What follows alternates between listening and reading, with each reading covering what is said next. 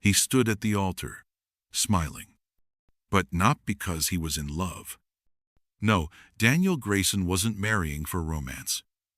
He was marrying for revenge. And the woman in the wheelchair? She didn't know any of it. Her name was Ivy. And what the world didn't see that day was the bet. The cruel game whispered behind champagne glasses and luxury cigars. A bet worth $2 million.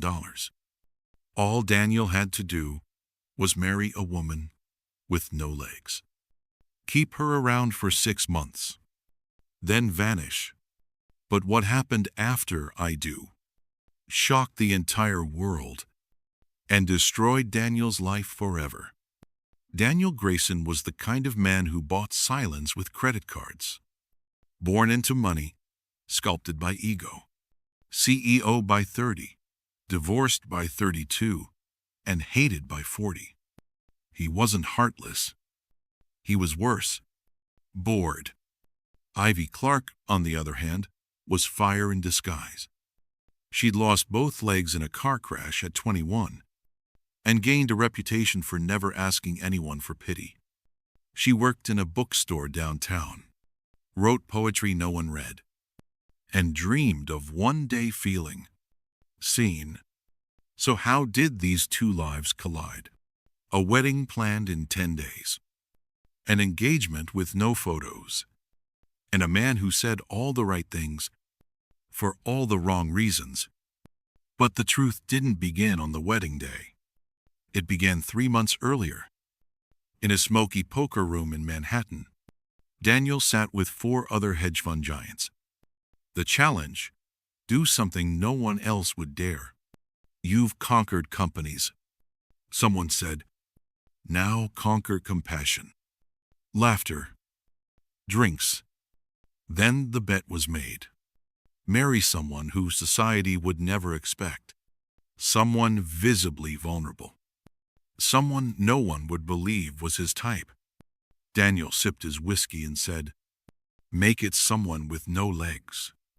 Silence. Then applause. A psychologist once said, narcissists don't seek love.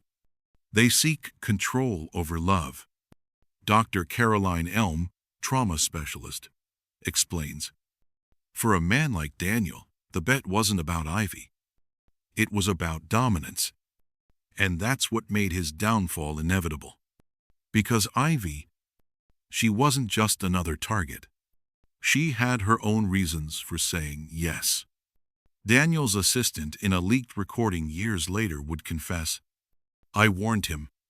I said she's different. But he smiled and said, that's the fun part. What Daniel didn't know was that Ivy had recognized him from a headline years ago, from a scandal involving a silent buyout that ruined a children's rehab center, the same center that once saved her life. So when Daniel approached her with flowers and charm, she knew, and she smiled anyway. They say revenge is a dish best served cold, but Ivy served hers from a wheelchair, with a wedding dress that hid more secrets than lace. And when the cameras flashed that day, the world saw Beauty and the Billionaire. No one knew they were watching a war begin, because inside her vows was a silent promise, not to love, but to dismantle him, one heartbeat at a time. They landed in Seychelles, a honeymoon spot made for Instagram dreams. White sand, private villas, champagne that knew your name. But Ivy wasn't there to celebrate, and Daniel wasn't there to love. From the moment they checked in, the silence between them was louder than the ocean. Daniel didn't notice. He thought she was shy. He thought he was winning. But Ivy was taking notes. Daniel documented every moment. Photos, videos, staged kisses. Not for love, but for the publicity arc he was building. He had plans. A fake love story that would melt hearts, go viral, and buy him forgiveness for a dozen scandals. She's brave, his captions read. She taught me how to love. Hashtags flooded his feed. Number, true love wins. Number, beauty beyond limits. But at night, he slept on the couch. The resort staff whispered, "They never touch. They don't talk. She just reads all day." And Ivy? She listened. On their third night, Daniel got drunk and loud. He tossed his Rolex into the pool and screamed, "This marriage is worth more than all of you combined." That video, unbeknownst to him, was caught by a Swedish tourist and uploaded the next morning with the caption, "This is the man who says love changed him." It hit 1.2 million views in 24 hours. By then, Ivy had already sent it to someone else. Someone she hadn't spoken to in years. Harper Gray, investigative journalist. Harper had been tracking Daniel for nearly a decade. Money laundering, insider trading, a secret offshore charity that funded nothing but his own yacht. But the smoking gun was always missing. Until Ivy arrived. In their first secret call, Harper asked, "Why now?" Ivy whispered, "Because I'm already inside." Daniel never noticed the files disappearing. She copied contracts from his briefcase while he showered. She forwarded emails while he bragged on calls. She even mirrored his phone to hers and sent daily backups to Harper's encrypted cloud. Meanwhile, Daniel thought the bet was progressing perfectly. 6 months of staged love, and then a quiet divorce. He even drafted the press release. "We've grown apart, but I'll always respect her courage." On their 5th night, Daniel arranged a dinner by the sea. Candles, a live violinist, a photographer hiding behind palm trees. He raised his glass. "To the most inspiring woman I've ever met." Ivy smiled and said nothing. Instead, she slid an envelope across the table. Inside were photos of him with another woman, dated last week. Daniel's smile cracked. She leaned forward and whispered, "I told you. I take notes." Then she stood, turned her wheelchair, and left him staring at the ruins of his own fantasy. A resort waiter later testified anonymously. She didn't cry. She just asked for a bottle of wine and worked on her laptop for 3 straight hours. What Ivy was building wasn't just revenge. It was a story, a headline, and soon the whole world would read it. 2 days after they returned from Seychelles, the first headline dropped. "Whistleblower exposes billionaire's secret offshore empire." No names, no faces, just screenshots, emails, wire transfers, falsified documents. Daniel's team laughed. "Another hit piece," they said. "We've buried worse." But this time, it didn't go away. Within 72 hours, 3 more outlets published the same files. Then came the receipts. Then the audio recordings. And then the video from Seychelles. Daniel at the pool. Drunk. Ranting. Calling the marriage the easiest $2 million I've ever made. His board panicked. Investors pulled out. 2 tech partners publicly denounced him. And Ivy? She kept quiet. She posted one photo. No caption. Just her in front of a bookstore. The same one where she used to work. Smiling. People started connecting the dots. A Reddit thread exploded. The woman in the wheelchair was his wife? Wait, was she the whistleblower? And then, someone found her poetry blog. Entries dated during the honeymoon. One line stood out. "They handed me a cage dressed in diamonds. But I already knew how to pick the lock." At Daniel's next press conference, he looked broken. Pale, hands shaking. "This is a coordinated smear campaign," he insisted. My wife has nothing to do with this. But the internet had already chosen its side. Fan pages popped up. Number, Ivy knew.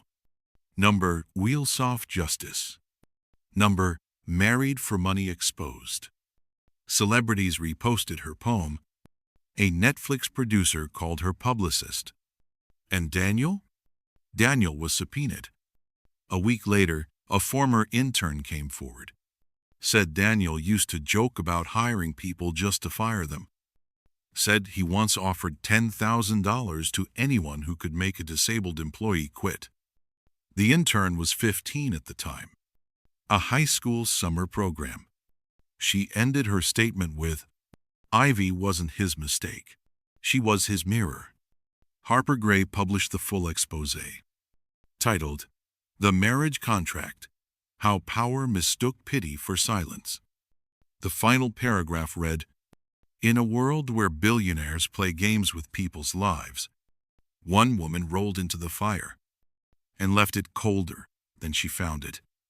No one could prove Ivy leaked the files. No one had to. Public opinion had decided. Daniel Grayson was guilty. Not just of fraud, but of underestimating a woman who'd already learned to live without legs, without pity, and now without fear. Daniel tried to disappear. Sold 2 houses. Deleted all socials. Fired half his staff. But nothing worked. Because Ivy's silence was louder than all his explanations. And somewhere, on a quiet street in New York, a woman in a bookstore was writing again.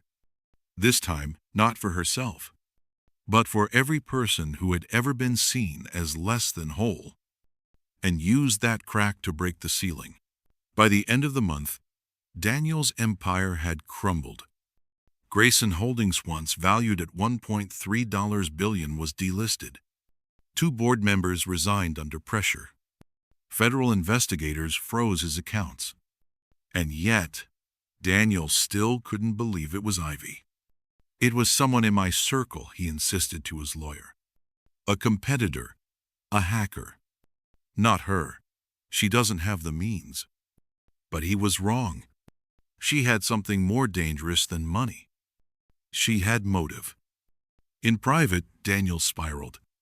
He trashed the penthouse, punched a mirror, fired 3 staff members in a single night. He wasn't afraid of prison. He was afraid of becoming invisible. And that's exactly what Ivy had done to him. Meanwhile, Ivy's blog exploded. Her poems went viral, translated into 12 languages. One poem in particular was quoted by activists, authors, and celebrities. You married my silence. But for God I speak in echoes. A foundation for disabled artists launched a campaign in her name. Publishers offered her book deals.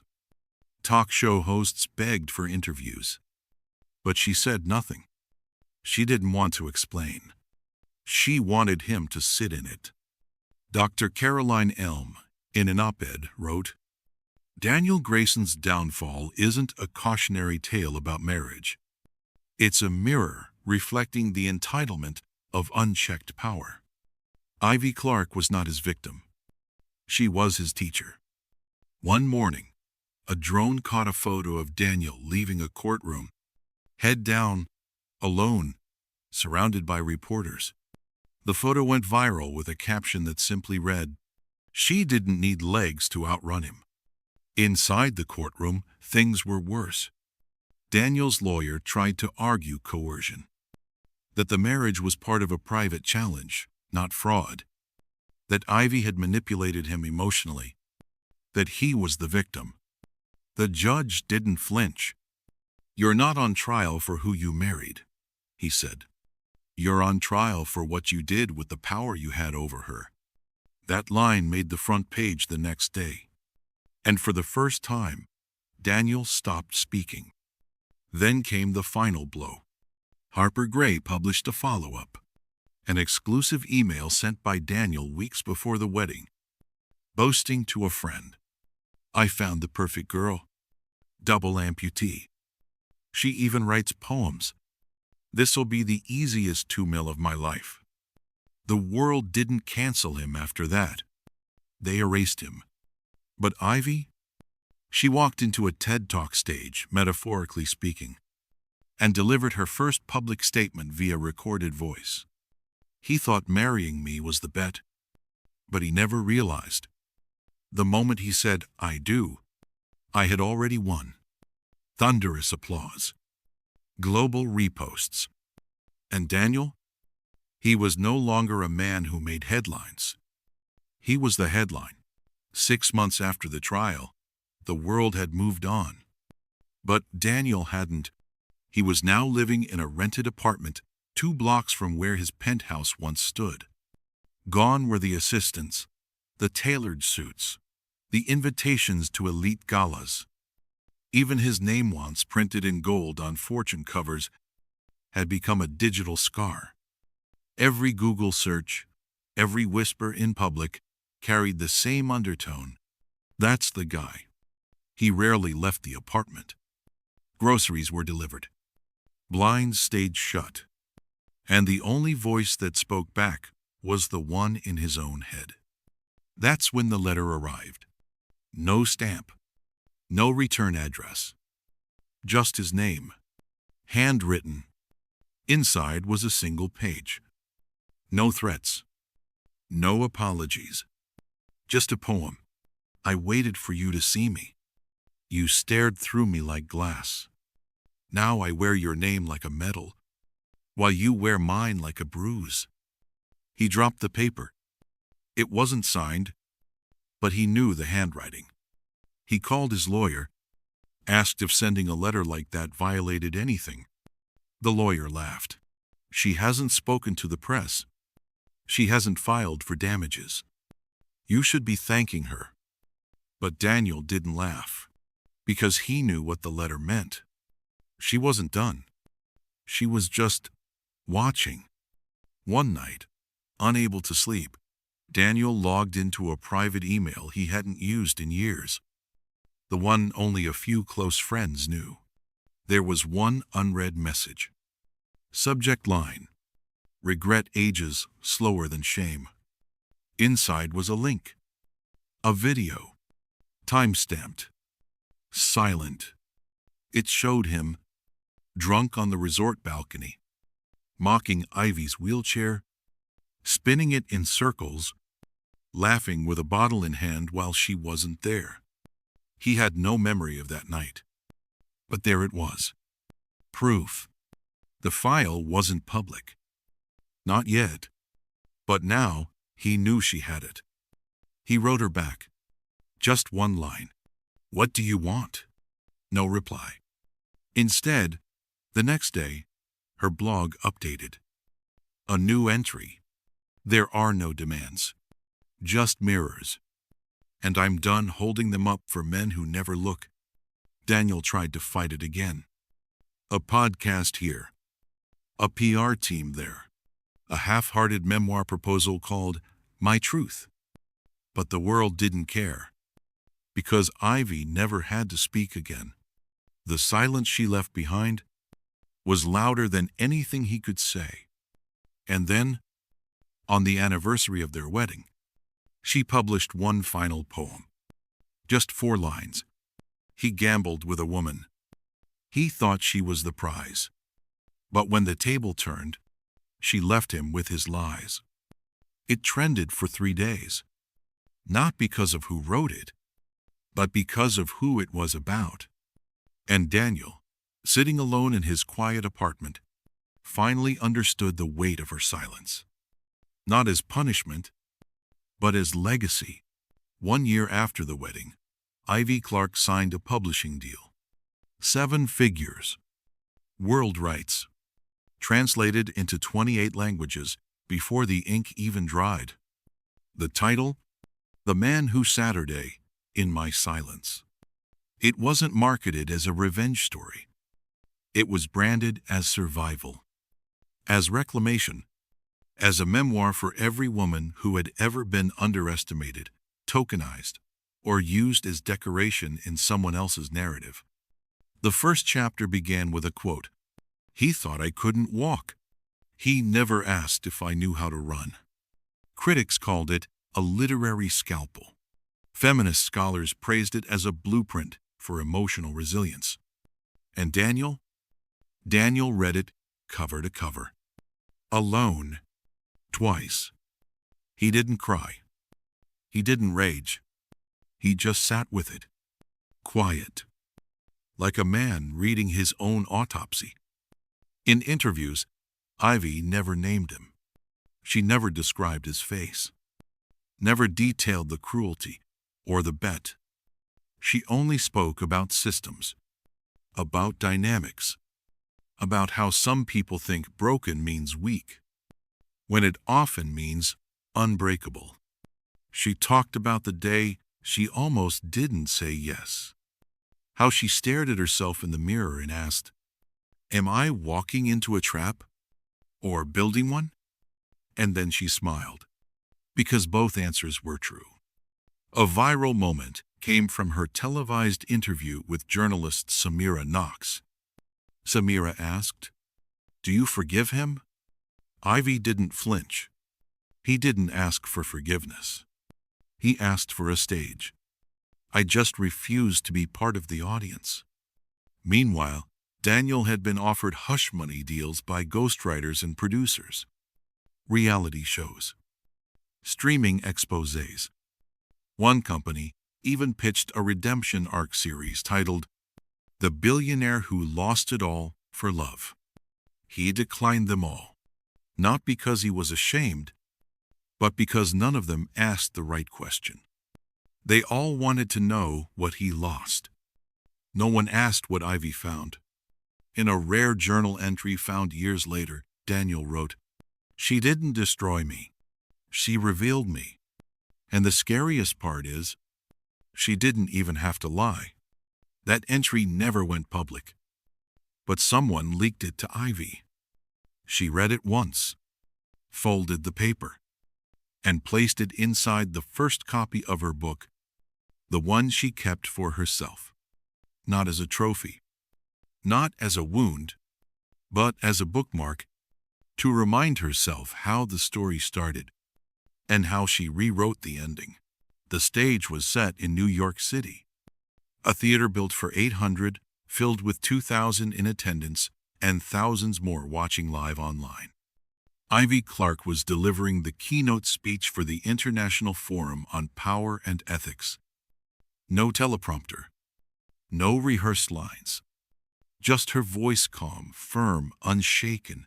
She rolled onto the stage in a sleek black wheelchair. No frills, no pity, just presence.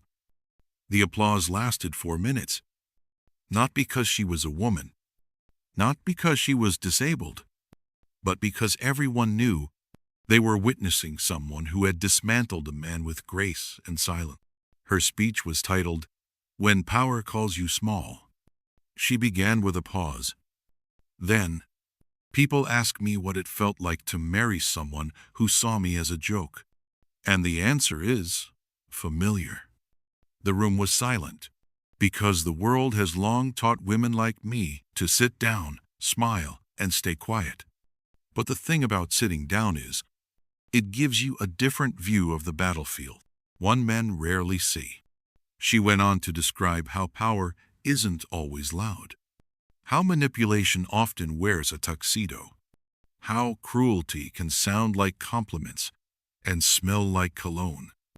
And then she said the line that would trend worldwide within minutes. "I was never his bet. I was the consequence." Back in his apartment, Daniel watched the stream. He hadn't meant to. The autoplay started on his laptop while he was checking emails. But once it began, he couldn't look away. He didn't rage, didn't throw things. He just listened. When Ivy finished, the room rose to its feet, not in sympathy, but in solidarity. And Daniel, for the first time in his life, understood the difference between being seen and being respected. He had once owned the room. Now, she owned the story. After the speech, Ivy didn't attend the after-party. She went home, fed her dog, made tea, and watched the stars from her fire escape, because to her, the moment wasn't about fame. It wasn't about revenge. It was about returning to herself.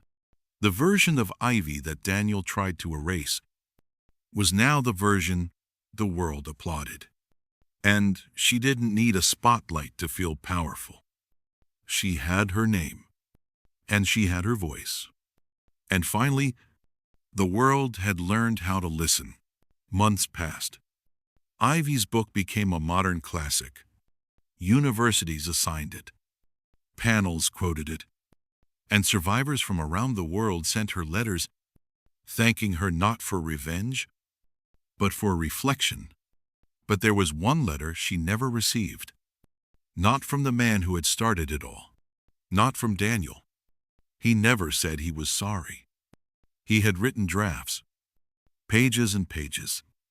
Letters that began with, "I was wrong," and "You didn't deserve that." But every time he finished one, he read it back and realized it wasn't for her. It was still about him. So he deleted them all. Instead, he spent his days walking the edges of the city. Anonymous now. No camera flashes, no meetings. Just coffee shops where no one knew his name, and bookstores that didn't carry his legacy. He stopped wearing suits. Stopped checking his stock portfolio. He stopped chasing anything, because there was nothing left to catch. Ivy, meanwhile, kept creating. She taught writing workshops for women in shelters, started a scholarship for disabled girls who wanted to pursue art. Her second book, Weightless, became a bestseller within 48 hours. She declined a movie adaptation, not because she didn't want the money, but because she refused to let someone else direct her story. One evening, Ivy received a small package. No name, no return address. Inside was a worn leather journal. It wasn't his handwriting on the cover, but it was his on the pages. Private thoughts. Shame without pity. Grief without a plea for redemption. At the end, a single line. "This is not for you to forgive. Just for you to know I finally saw it." She closed the journal and tucked it inside her desk. She didn't call him. Didn't respond. Because forgiveness, to her, wasn't a door he could walk through. It was a bridge he had already burned. Years later, during a college Q&A, a student asked her, "If he apologized, would you forgive him?" Ivy smiled. Forgiveness isn't a performance. It's a process. And some people think silence means they've been forgiven. But silence just means the conversation is over. And with that, she moved on to the next question. Because her life wasn't about the man who broke her, but about the woman who rebuilt herself, without ever asking for his permission. Daniel rarely left his apartment anymore. But every Tuesday at 4:30 p.m., he sat by the window, not because he expected to see her. She didn't live nearby. They hadn't crossed paths in years. She didn't even know where he was now. But he watched the corner bookstore across the street, the one that reminded him of her. The way she used to lean her elbow on the counter, scribble in margins, smile at strangers as if she'd lived 1,000 lives before they walked in. He'd never been inside that store. Not once. Not even when they were married. But now he watched it like it held the answer to a question he never dared ask. He told himself he wasn't obsessed, that it wasn't about her, that it was about the idea of her. But every time a woman wheeled past, his chest tightened, not out of fear, but from the weight of something he could never put down, being seen for what he really was. Ivy, meanwhile, had moved to the coast. She lived in a modest home by the water, taught creative writing at a local college, and grew tomatoes in her backyard. Her hair had streaks of silver now. She no longer wore makeup, because no one had ever seen her more clearly. One afternoon, while cleaning out old boxes, she found the wedding dress. Folded, untouched, still holding the faint scent of sea salt from their honeymoon. She didn't cry, didn't flinch. She held it for a moment, then packed it into a donation bag. Because to her, the dress wasn't sacred. It wasn't sentimental. It was just fabric from a life that had already been rewritten. Back in the city, Daniel sat in his chair, watching the bookstore window reflect the fading light. Sometimes he imagined her walking by, just once. Maybe with someone else, maybe alone. Sometimes he imagined her turning to look up, locking eyes with him through the glass. But she never came. And deep down, he knew why. Because in Ivy's story, he was no longer a chapter. He was a footnote, a lesson, a shadow in the background of a life that chose light. Years passed. The world kept turning. New scandals replaced the old. New stories dominated the feeds. And Daniel Grayson faded into digital dust. No one searched his name anymore. No articles, no updates. Just silence. The same silence he once weaponized, now echoing around him like a sentence with no end. He tried, once, to rebuild. A podcast. Anonymous. Titled Unlearning Power. He recorded 3 episodes. One about ego, one about shame, one about Ivy. But he never uploaded them, because he knew the world didn't want his version. Not anymore. And maybe for the first time, he didn't want it either. Ivy published her 3rd book on a rainy Thursday. The rewrite hit the shelves quietly, with no press tour, no launch event, just a handwritten note in the opening pages. This one isn't about him. It's about what came after. The book told stories of other women, other survivors, people who had been made into props and decided to write their own plays. Critics called it surgical. Readers called it sacred. But Ivy called it something else. Closure. She didn't need applause anymore. She didn't crave justice. She'd already earned something deeper. Peace. One spring morning, a young writer knocked on her door. Nervous, notebook in hand, eyes wide with admiration. "I read everything," she said. I wanted to know how you did it. How you turned pain into power." Ivy smiled, invited her in, and said only one thing. "You don't turn pain into power. You just stop letting it be your compass." They sat by the window, sunlight washing over the table, and Ivy did what she'd done all along. She listened. Because her story had been told. Now it was time to help someone else find theirs. Meanwhile, in a dim apartment across the country, Daniel stared at a blank page, still searching for a version of himself he could live with, still wondering if the silence would ever end. But it wouldn't, because Ivy had finished the book, closed the cover, and walked away. Not as a victim, not as a warning, but as the woman who rewrote the ending and never looked back. The day Ivy Clark died, the internet paused. It wasn't dramatic. There was no sudden tragedy. Just a quiet announcement from her publisher. Ivy Clark passed peacefully in her sleep. She was 61. No scandal. No secrets. No unfinished business. Just a woman who had already told the world everything it needed to hear. The tributes came instantly. Celebrities, professors, survivors, readers who'd never met her but felt like they had. Clips from her speeches resurfaced. Her poems were projected onto city walls. One university rang a bell 61 times. And for a moment, it felt like the whole world finally understood what she had carried and what she had set down. Daniel heard the news on the radio. He was driving to nowhere, just to move. He pulled over, turned off the engine. Saturday still. And for the first time in decades, he wept. Not for himself, not for what he lost, but for the woman he never really saw, until she was no longer here to look back. That night, he walked into the bookstore he had watched for years. He'd never stepped inside. The clerk, young, unfamiliar, recognized him. Not from fame, not from infamy, just from Ivy's books.